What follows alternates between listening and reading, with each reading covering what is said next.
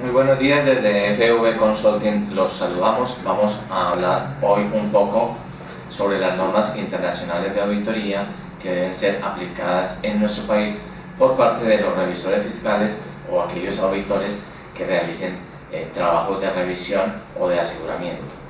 La Ley 1314 de 2009 estableció las normas de contabilidad y de auditoría en nuestro país. El decreto 2420 y 2496 de diciembre de 2015 dan unos lineamientos particulares para la aplicación de esta normatividad. Prácticamente se establecen las normas internacionales de auditoría para las auditorías financieras, para la certificación de información financiera, y otras normas que son de obligatorio cumplimiento también para aquellos trabajos que tienen que ver con aseguramiento, con evaluación de control interno, con revisión de cuentas específicas, con trabajos especiales de auditoría, pero que no tienen que ver con certificación de cifras. También estos decretos hacen referencia a la obligatoriedad de implementación de las normas. Se establece que estas normas deben ser aplicadas por los revisores fiscales o auditores de compañías clasificadas en el denominado Grupo 1 o compañías clasificadas en el denominado Grupo 2 que tengan más de 30.000 salarios mínimos mensuales legales vigentes en sus activos o más de 200 trabajadores. 30.000 salarios mínimos mensuales legales vigentes es algo así como 20.000 millones de pesos. Por lo tanto, una compañía que cumpla cualquiera de estos dos topes, su revisor fiscal, su especialista que hace trabajos de auditoría, debe cumplir con esta normatividad internacional. En el Código de Comercio, que es la normatividad que usualmente empleaban nuestros revisores fiscales o nuestros especialistas en auditoría para hacer su trabajo, prácticamente hay normas muy limitadas. El artículo 207 y 208 da una serie de lineamientos sobre cómo hacer la auditoría financiera, y el artículo 209 da algunos lineamientos sobre cómo hacer aseguramiento. De acuerdo con esta normatividad, entonces, a partir de este año 2016, el auditor externo, el revisor fiscal, el especialista que hace trabajo de auditoría debe basarse en esta normatividad internacional para realizar su trabajo.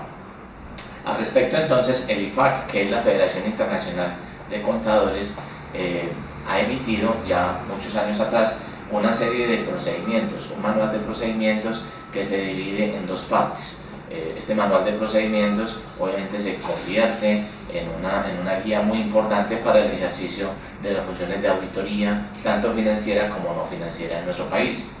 Este manual de procedimientos incluye básicamente dos partes. Una primera parte en la cual se incluyen las normas internacionales de control de calidad que deben cumplir las firmas o el auditor externo para poder realizar una adecuada función, y las normas propiamente de auditoría financiera. Hay una serie de intervalos de secciones, por eso escuchamos hablar de la NIC 200, la NIC 220, NIC 230. Hay una serie de secciones en las cuales se establecen los parámetros para la aplicación de esta normatividad.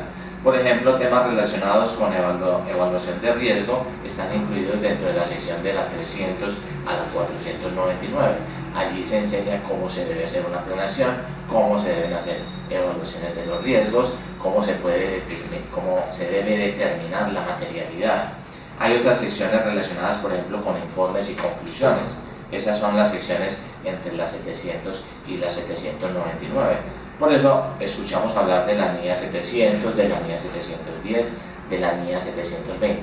Allí se establecen las conclusiones, la manera de hacer las conclusiones por parte del auditor financiero, si se emite un dictamen con salvedades, si es un dictamen sin salvedades, si hay un párrafo de énfasis y esta serie de cosas.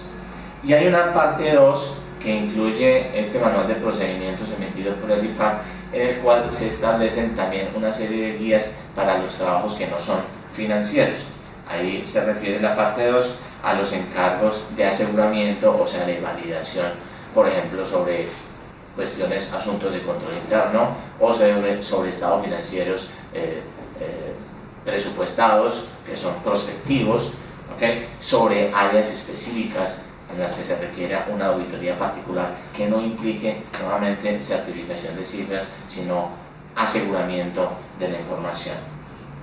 Como vemos entonces, hay unos lineamientos nuevos que hay que cumplir por parte de los revisores fiscales, por parte de los auditores externos, por parte de esos especialistas que hacen auditoría, que se basan en esta normatividad internacional, las normas de aseguramiento de la información, que nos incluyen dos partes: una parte que nos da unas guías sobre cómo hacer esa función en una auditoría financiera, y otra serie de guías sobre cómo hacer esos trabajos de auditoría cuando el trabajo no es financiero, es de aseguramiento.